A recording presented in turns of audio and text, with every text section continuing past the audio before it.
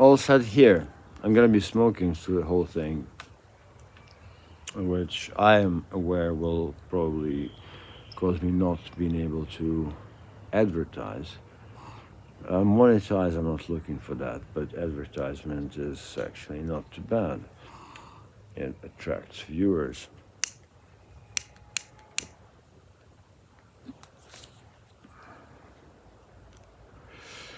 So all of this will be followed by essays published in my Medium account in English, and also the same talks are gonna be repeated in Ukrainian on my Ukrainian YouTube channel. So this is just a start, and I decided to start in the West. I'm in Berlin after all. And it's a beautiful evening, although some people are dying as I speak.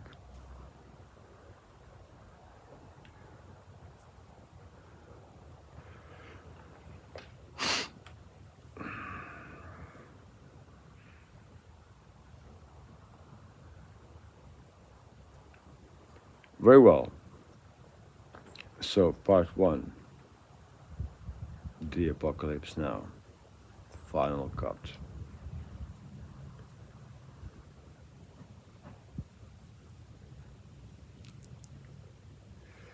It is surprising to me how many people, irrespective of age or nationality, so I have been talking to Germans, and although I kind of feel it's more prevalent in the younger Ukrainian generation, so Ukrainians who are now around 25 or so, not only they have not seen the movie, they do not know of its existence. They do not know anything about its significance. They do not know about how it was filmed, the issues which it had to overcome in order to be presented to the audience. And of course, they do not know that some, I don't remember the name of the critic, quite a prominent fella, said that this was the last great movie of the 70s. And if you're into movies, you know that in the 70s a lot was happening. The French cinema was kicking up. It was all over US. You could access it if you wanted, if you were so inclined. No worries at all. And Star Wars came out, and The Sorcerer came out, which is a completely different movie, but also a wild one.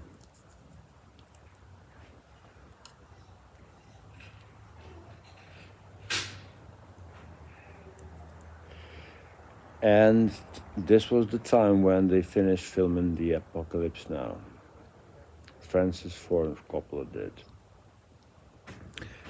He was not the original director envisioned for the movie, George Lucas was, but in the end he picked up the script and they went through the whole cast. So Martin Sheen, who played amazingly and I think fulfilled the arc to which I will come back, the essential, the crucial element of the movie,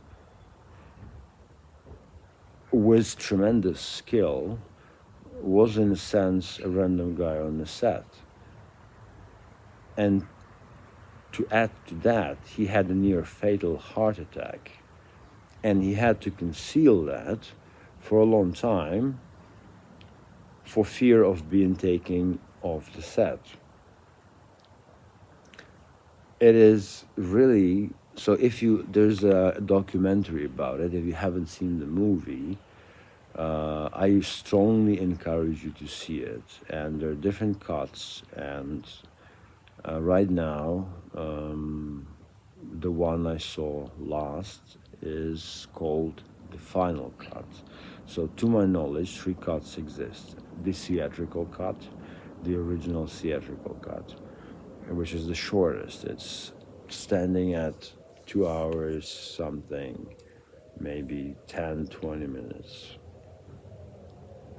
Then there's a director's cut, which sometime along the way, instead of director's cut, started like featuring and appearing in search as Apocalypse Now Redux. So that is three hours 20 something.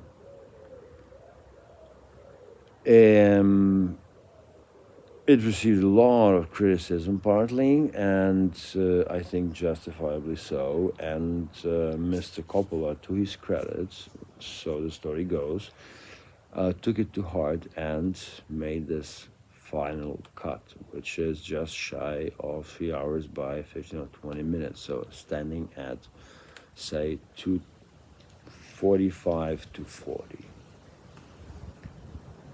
I think it did the movie a lot of good. No, I said that I really do not understand how one can not at least be aware of the existence of such a movie, of this movie specifically. But for the life of me, I don't remember the first 2 times I watched it. I remember the third one vividly because I was playing along with Martin Sheen's character Willard, a major, if I'm not mistaken, by rank. In the opening scene, when he gets completely naked, gets completely drunk, and then passes out, and then is retrieved by the order of the general and receives a mission. I didn't receive any mission, obviously. I just passed out stark naked on the floor in the hallway of my parents' house, who were due to come back after midnight next day, after midday, so midday-ish, and luckily I came to before and spruced myself up and tidied up the apartment a little bit too. This was the third time I saw the movie. I must have shown it to my first serious relationship. M, if you're watching.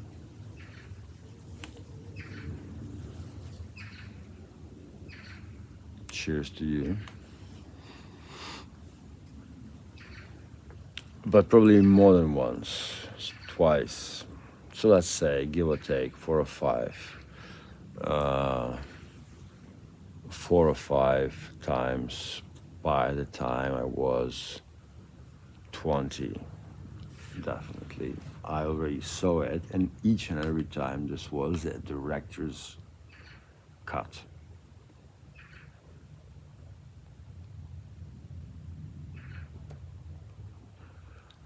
I was into cinema from the very early age. There's a person whom I know who also greatly influenced me in that respect, and we used to go to like really obscure movies. And so how that started, I don't really know, but at some point it was I was into doors heavily, so it was no avoiding Apocalypse Now.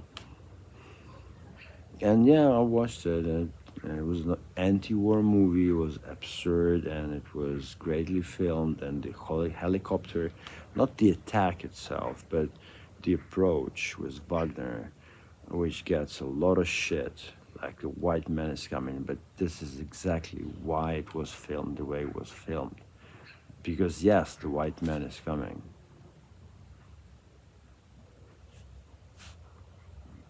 Now, to say that Coppola rejoiced in that and supported that is questionable, to say the least. I think his intention was exactly the opposite. but we don't know. We have to ask him. He probably responded to that more than once.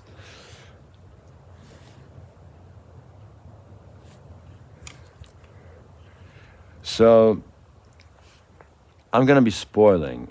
It's a stupid word. I'm gonna be talking about the movie, and so if you haven't seen it, I probably recommend that you stop at this moment and then go and watch it. It's available in very good quality. The final cut is great. It is truly one of the masterpieces of the filmmaking.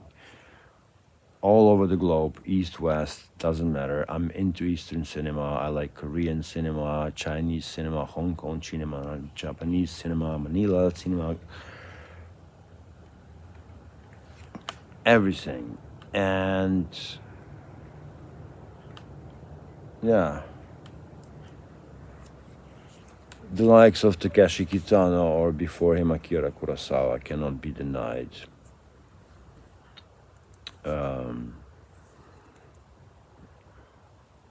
The skill and the element of genius it takes to film something like that. But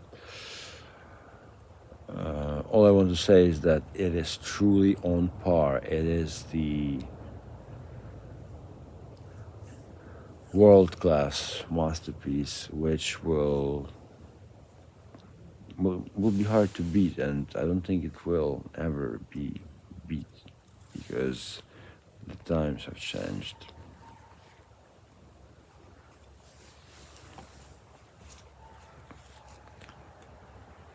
So, if you haven't seen the movie and you don't really feel like watching it, that's understandable too. It is based on the novel by Joseph Conrad, who's incidentally has some Ukrainian heritage, Polish and Ukrainian. Heart of Darkness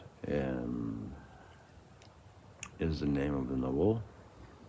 I believe it is in the public domain.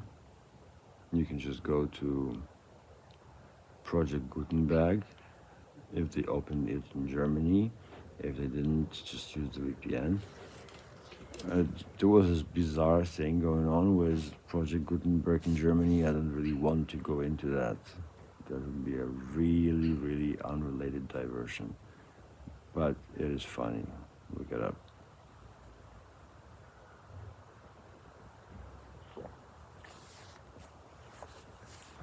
So, in the novel, which takes place in Belgian Congo,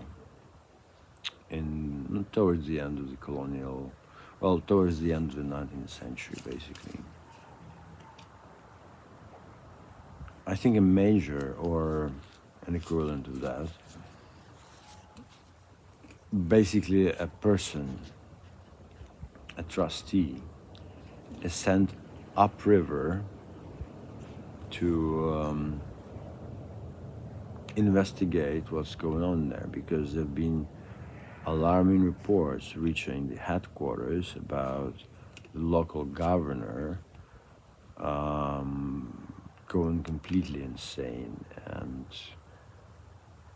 performing the acts of unimaginable cruelty, atrocities basically on the local populace, and not only on them. So a person is sent to investigate. It's a journey. So we already have the metaphor of a journey by boat up the river.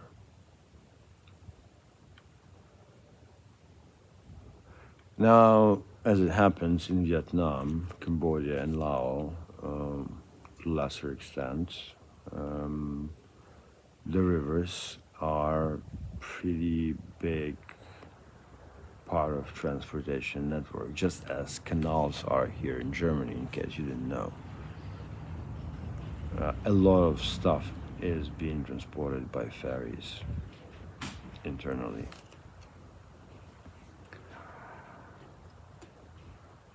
So in the movie, that transforms into Willard, the character played by Martin Sheen,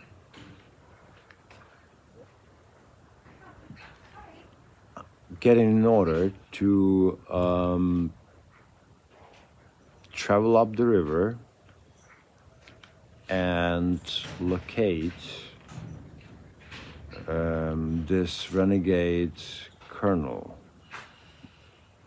by the name of Colonel Kurtz, who's portrayed by Marlon Brando. And so apparently, as they brief him,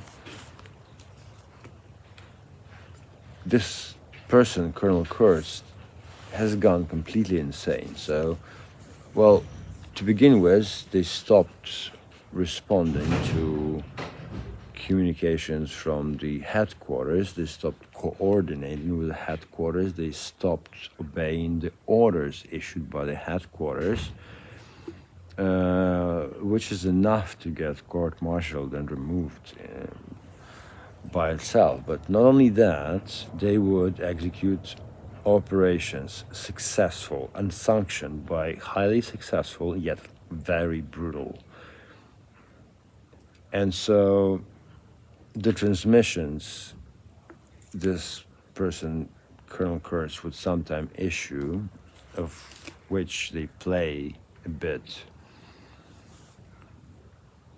are sounding quite out of this world. Now, this is basically the plot of the movie. Major Willard, portrayed by Martin Sheen, overcoming different difficulties and traveling up the Mekong River to the Cambodian border, where supposedly he can find Kurtz and eliminate the colonel, they say to him. And he says, eliminate? Yes, eliminate the colonel. He's given a bunch of documents, and so as they progress, we get to know him. Again, this is important. I will come back to this in a moment. And we get to know Kurtz through his eyes. We get to know, for example, that he is not the first person who was sent to perform the job, and that the previous person never returned and never was heard of again, yet it is somehow assumed that they are alive, so that they have joined forces with Kurtz, which in the end turns out to be the case.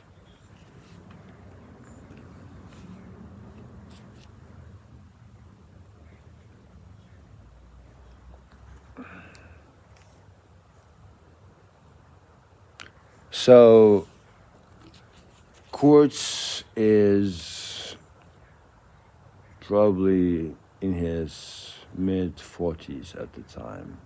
Should have been at least a couple-star general. So maybe 2-star general for sure. He has an impressive record. He has a lot of special training, like high altitude jumping and diving and whatnot.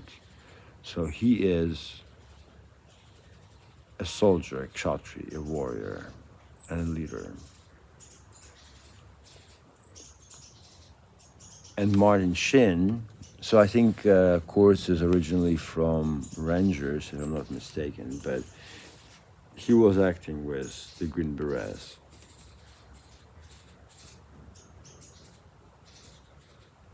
For those of you who do not know who Green Berets are, they are the Special Forces branch. I think formerly part of the Army, because Marines are the thing in itself, only in the US. The Navy has the Navy SEALs and the Army has the Rangers, but they also have the Delta team is not exactly, I think it's the FBI unit, and then you do have the Green Berets, who are maybe by design, neither here nor there. So now, when someone hears something about a Green Beret or a Navy SEAL Team 6 operator, they call themselves operators these days, right? They operate.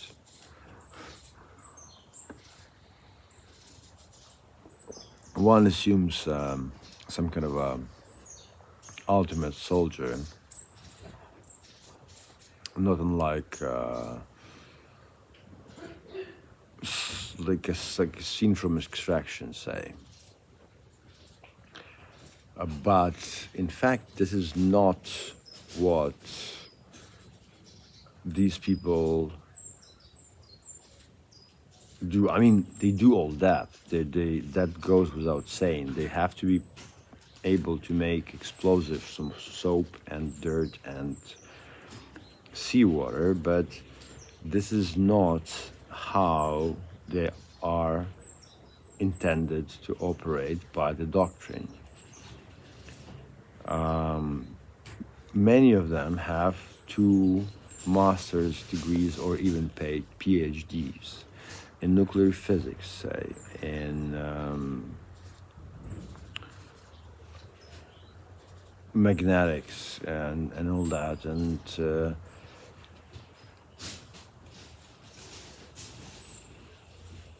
they are highly valuable assets, not because they know how to fight. I mean, like, you can teach a person how to fight if the fight is in the person.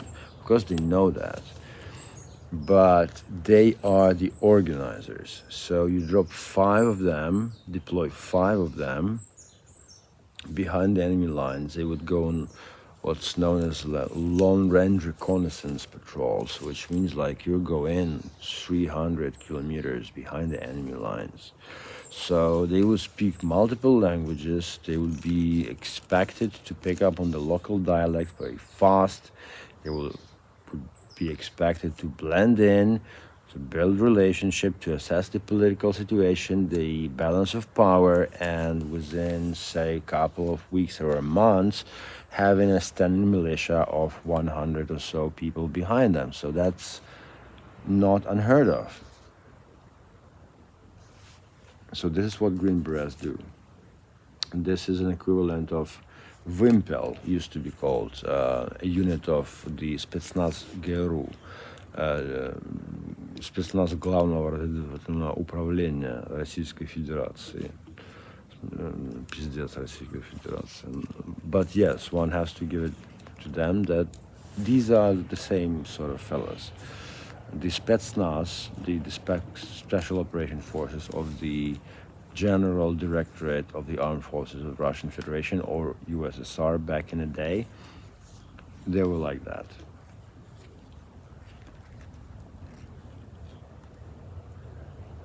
So it is sad that at their peak, 5 of such people who could hold about 1,000 kilometers of front line under tension.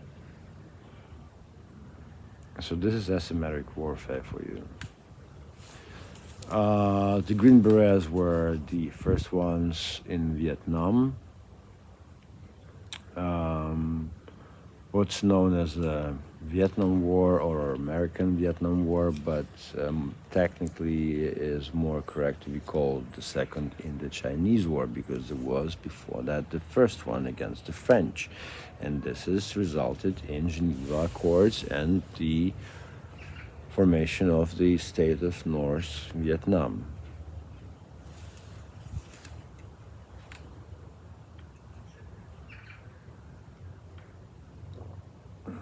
So, as early as 62, I suppose, maybe even earlier, the so-called consultants and advisors. And they had this then special observation an analysis group, SOG or something like. So there was that to observe, but of course they did much more than that. Usually, a unit consisted of one or two American officers and a platoon, maybe less, of local talent. I'm telling you all this just to give you a feel, if you don't know these things, if you haven't seen the movie, of the characters at play here.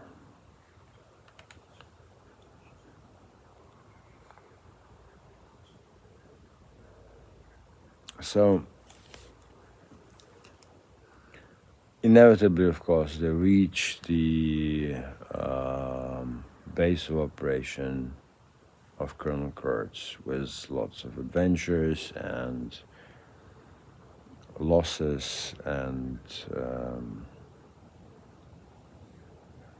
this is where this scene from director's cut with the stranded Playboy helicopter was cut out completely, something which I wholeheartedly support. It served no purpose whatsoever. It interrupted the dynamics. Like, the whole bird fucking thing was ridiculous. I think they tried to introduce some absurd moment before the shit would really hit the fan, but it didn't work. It just confused people. It did confuse me.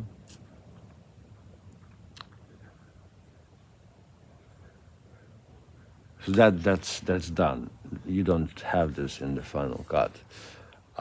They reach the base of operations, and this is the sight to behold.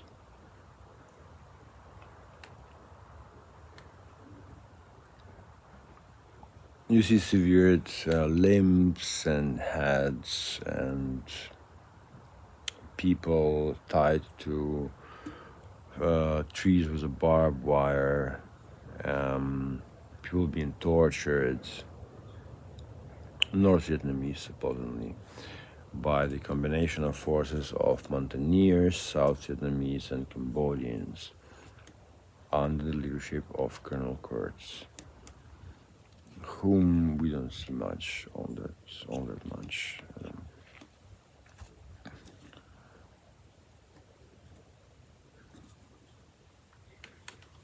Now,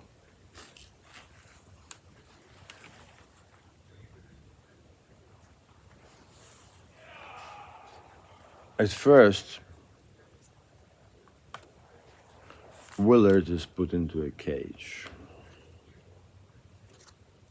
And there's a hint there, which I understood only afterwards. Now, I watched this,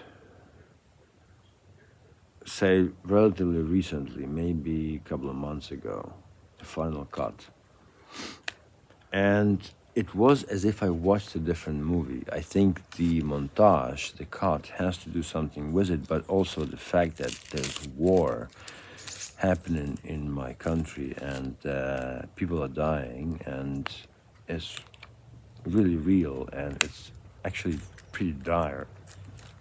The situation is pretty dire, to be honest. So all of that might probably have influenced my perspective, but honest to God,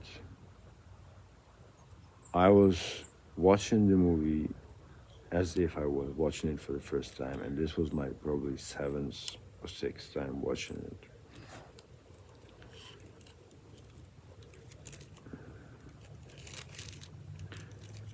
So there's this crazy journalist who follows Kurtz around. He's played by Dennis Hopper. He's like all cameras and stuff and gear. And we're given our first hint when he approaches Willard, Martin Sheen's character. During the day, I think he gives him some water and some smokes. And he tells him that Kurtz is not crazy. And he's tired, and all he wants is that his story is told.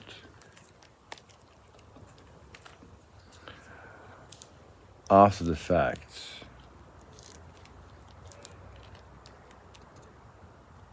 Of his death, obviously. That his story is told the way it is. That he's not just written down as another one, biting the dust and not being able to handle the pressure and whatnot, but he's not crazy at all, Dennis Hopper says. At this point, Martin Sheen is still undecided, which is rather important. And then we come to climatic ending of this movie.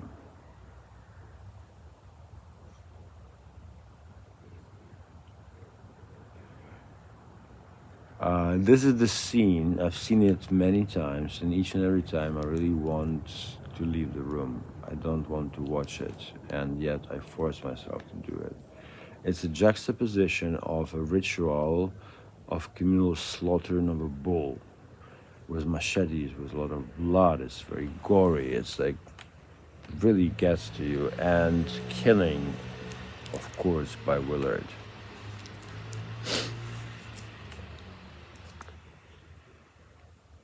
But Willard doesn't kill Kurtz right away.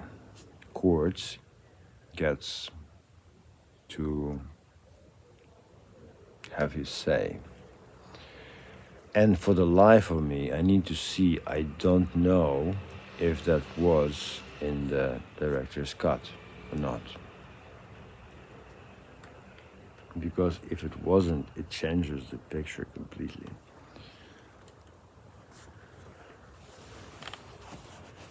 So, I mean, it's obvious that's like somebody let Martin Sheen's character out of that cage, right? And there's a weapon at hand, a machete or whatnot, and like he's like allowed to wander in. And the Kurtz is sitting there waiting to be put out of his misery, one could say, because he's tired. And so he tells the story.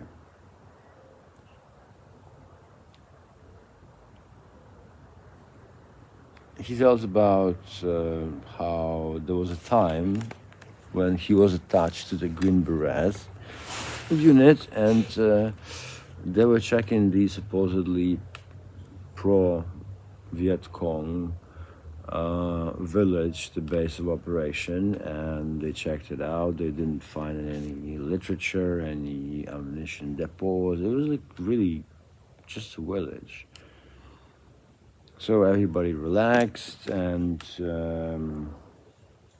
they gave away the foodstuffs like the Americans like to do. They gave chocolate and bubble gum, and they also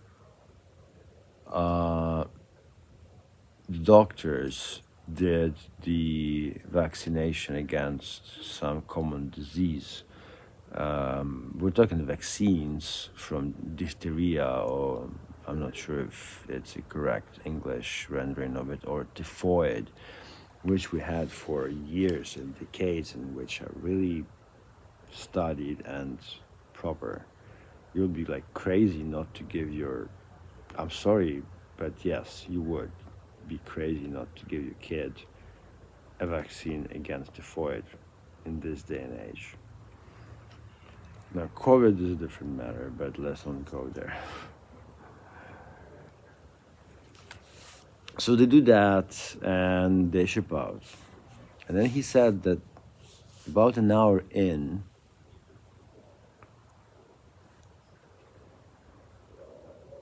the headman of the village, who one can suppose is an old man, so it wasn't easy for him to catch up with 5 or 6 or how many highly trained, highly skilled soldiers in the top form, but he does that, and he's in a great distress, and they don't understand exactly what he wants, but he's saying that something bad happened, and he's beckoning him to go back. And so, of course, they're also on the fence. It could be an ambush, but they decide to go and check it out. And Kurtz says that the moment he enters the village, the first thing he sees is a pile of children's arms, chopped at the shoulder.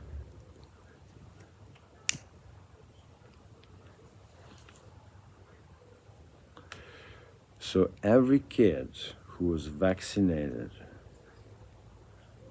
had his arm chopped by the Viet Cong and thrown into this pile as a reminder for everyone else that you can't get Americans sticking needles into you.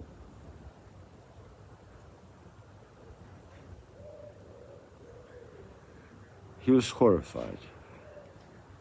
So, and then a man like that, he plays as Marlon Brando after all. A man like that being horrified is like not an easy thing to horrify a man like that. A seasoned warrior. But at the same time, as he mentions, and in words of our classic, it would be maniak vdarilo, as if it's hit him with clarity that if you want to defeat an enemy like that, if you want to win a war against the enemy capable of doing something like that, because like think about it, who do you think VC were? Viet Cong. Like if you don't know, Viet Cong were militia. They were not regular NVA, North Vietnamese army. North Vietnamese army were the army. They kicked the French's ass. They had artillery and tanks, and the DVC, they were just like guerrilla from the locals. So they had not much training, usually motivation because of some relatives being killed, some injustice being done, but they were militia. Many of them were 18, 17, 19 years old, and like imagining that the officer gives you an order to like round all the children up and chop their hands off, chop their arms off. I'm sure that more than one person there had to do it at the point of a gun.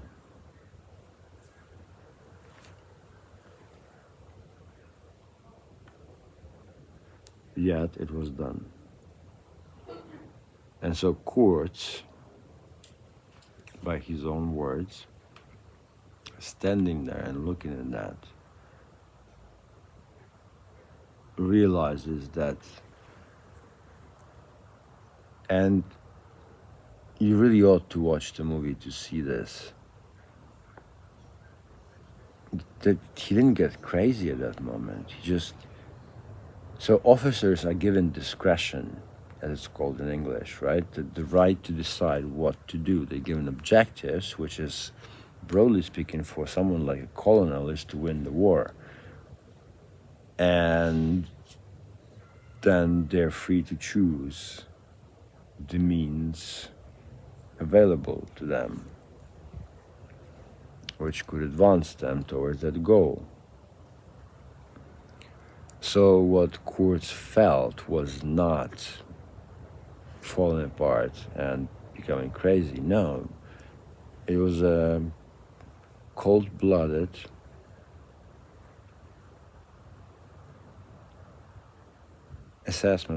operational assessment, perhaps even according to some sort of a, subconsciously of course, manual he read and studied some a long time ago, like okay, check this and this. So he understood that if you want to stand a chance to win against someone willing, having the will to do something like this, you have to become the beast. You have to become even worse than them.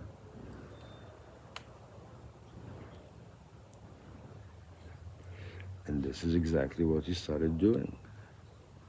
And he was pretty successful.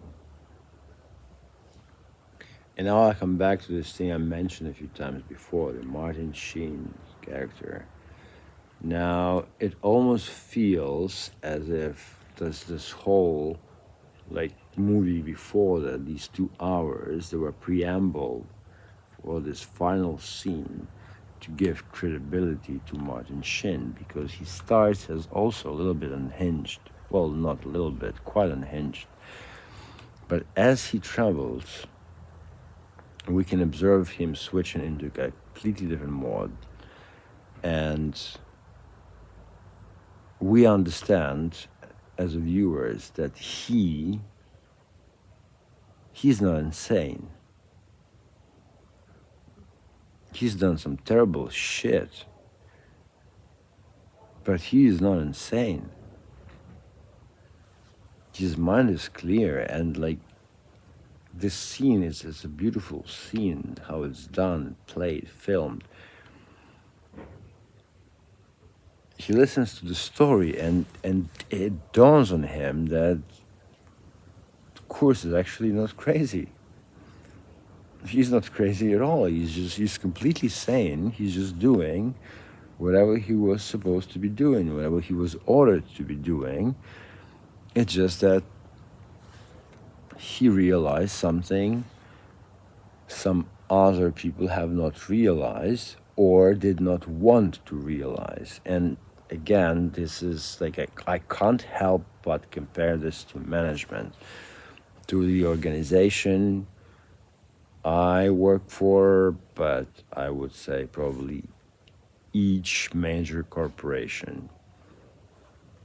People who are the top brass are way far removed from what's going on the ground, and they don't understand that you have to get your hands dirty every now and again. Doing business in Kenya without corruption, I mean, seriously.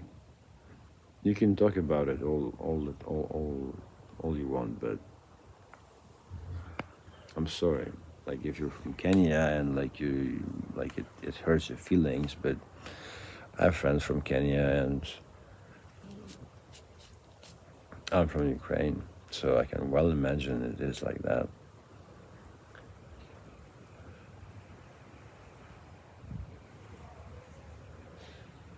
So then this is the movie saying, and then Willard has a choice, and he chooses to carry on with his mission. So this is the difference. He understands that this guy is completely right, he's completely sane, and yet he chooses to go ahead with what he was ordered to do, which is to kill him and then order an airstrike on the whole bloody compound, which he proceeds to do successfully.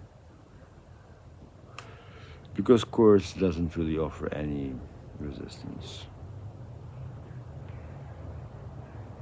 which to me confirms that he was tired.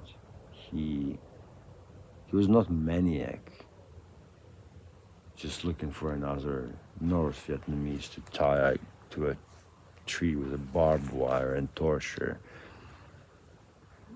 This was the method he believed could win the war, and giving those orders really messed him up.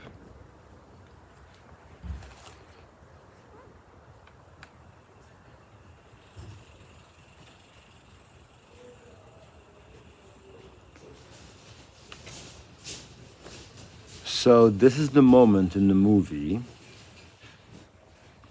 we realize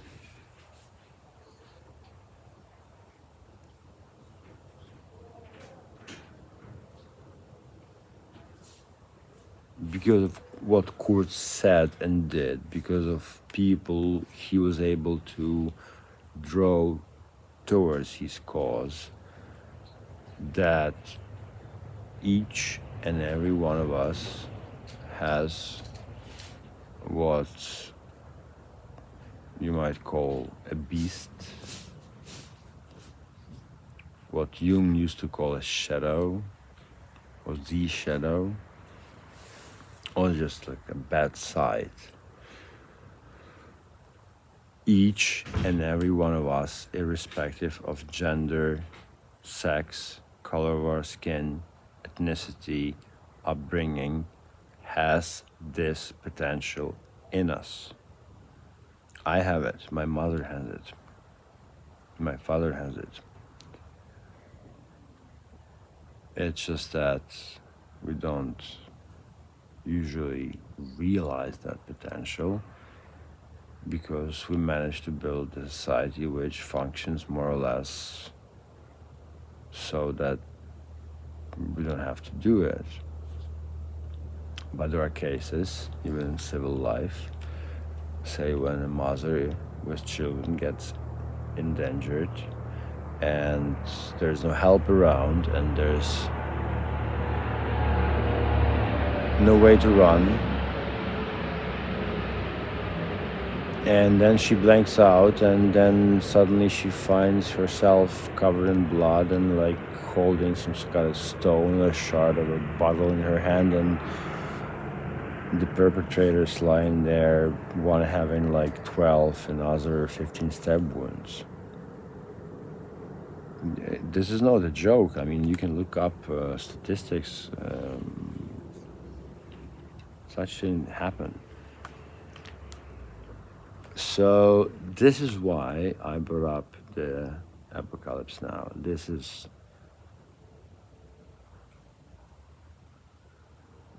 what I realized. This is what I meant when I said that I saw it with a different set of eyes. Because I never thought it was about that. Yes, it's an anti-war movie. Yes, it shows and portrays war in the absurdist manner, but actually the focal point for me now is that dialogue right before Kurtz is getting killed. And all what happens before is designed, crafted really, really, really skillfully by Coppola and his staff to establish credibility of Martin Sheen, so that we see in his eyes when he realizes after the talk that the guy is not crazy, that the guy is really not crazy. Like, this is the guy, Martin Sheen, we can believe. We can believe his assessment. So Kurtz awoke the beast in himself and his surroundings. I think it's a good introduction. Perhaps a little bit confusing at the time, but in the next episode it will become clearer because I will talk more about the beast. For now, chin chin. Let's just hope that we never have to experience that in ourselves.